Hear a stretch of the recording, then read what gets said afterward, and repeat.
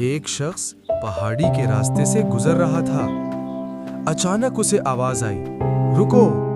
وہ فوراً رک گیا۔ رکتے ہی اس کے سامنے ایک بڑی چٹان آ کر گر گئی۔ اس نے شکر ادا کیا اور آواز کا شکریہ ادا کرتے ہوئے آگے بڑھ گیا۔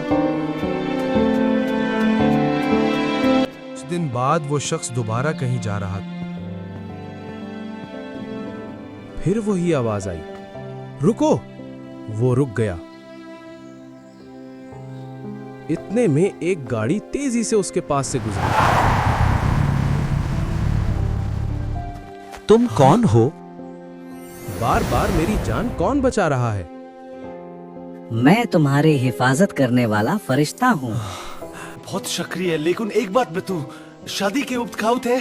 ارے بھائی، اس وقت بھی ہت روکا تھا، مگر دول کی آواز میری آواز دب گئی تھی۔ تو شادی کے لدو میں ہی مادوش تھا۔